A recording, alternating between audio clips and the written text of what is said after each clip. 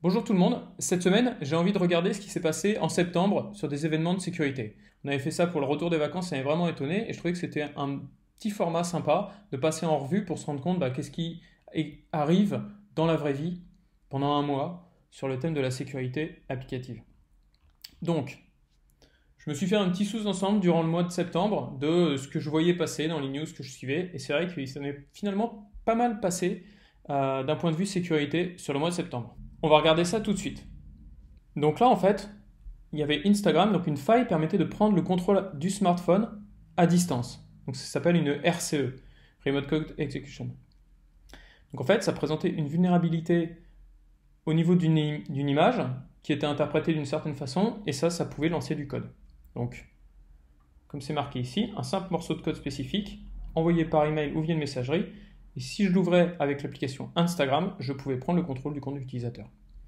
Donc l'idée, c'était de passer, c'est ce que rappelle Checkpoint, qui est l'entreprise qui a découvert cette vulnérabilité, c'est de se méfier et de passer en revue les permissions des applications, parce que finalement, c'est ça notre dernière ligne de défense, c'est l'OS qui dit, OK, toi, tu as le droit, toi, tu n'as pas le droit de faire ci ou ça avec les choses qui sont dans le téléphone.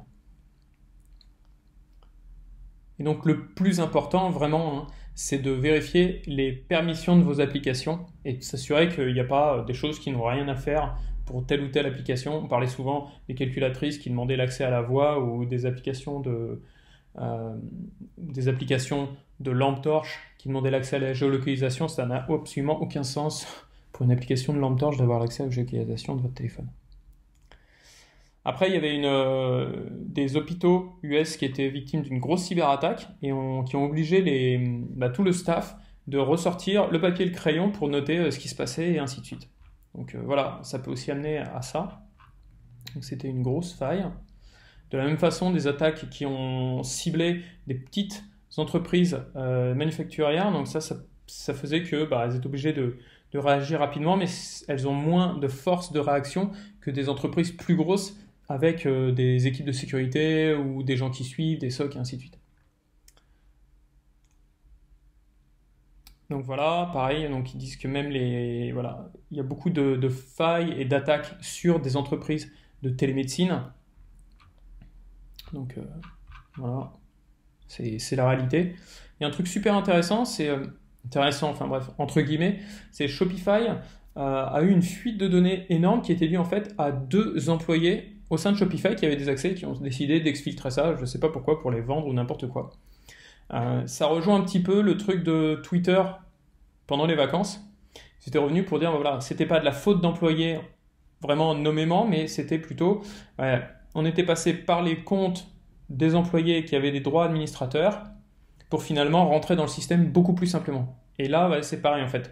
Le problème vient de l'intérieur et voilà, du manque soit de sécurité des mots de passe de mes employés qui ont des accès à des comptes qui sont un peu critiques, ou dans ce cas-là, des employés qui ont accès à des données, et puis à un moment, on leur fait plus confiance, entre guillemets, et puis ils se disent, tiens, moi je vais reprendre tout ça avant de me faire virer, ou j'en sais rien. Voilà.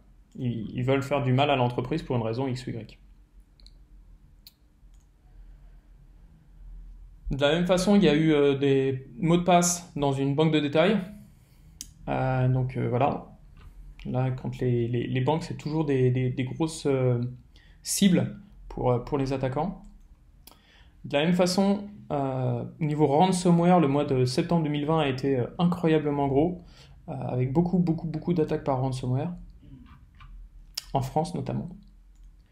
Et là, c'était un truc, voilà, septembre 2020, 267 millions d'attaques. Enfin bref, c'était Breach Records, donc c'était juste fou. Si on regarde un petit sous-ensemble ici, vous pouvez voir que ça c'est juste les cyberattaques, un petit sous-ensemble, les ransomware, un petit sous-ensemble de ransomware. Pareil pour les fuites de données, des informations financières qui ont fuité de la même façon, des incidents avec des intrusions malicieuses. Donc on voit que ça, voilà, juste sur un mois, avec juste un sous-ensemble des trucs les plus gros, c'est juste énorme. Donc faites attention à vos mots de passe, faites attention à vos données. Enfin en gros, c'est la réalité. Par contre, voilà, Pour remonter un peu le moral d'après tout ça, il y a 179 cybercriminels qui ont été arrêtés après une opération mondiale. Donc 179 arrestations, c'est quand même assez énorme. Et donc effectivement, c'était une plateforme qui vendait voilà, de la drogue, des armes et ainsi de suite. Et donc ça, c'est voilà, c'est peut-être une goutte d'eau, mais ça fait quand même plaisir de voir qu'on continue à essayer de bosser pour arrêter ces gens-là. Donc voilà, c'est un petit sous-ensemble. Le truc le plus intéressant, c'est celui-là, où vraiment, c'est vraiment impressionnant de voir toutes ces attaques-là qui ont eu lieu juste en un mois pour les plus grosses.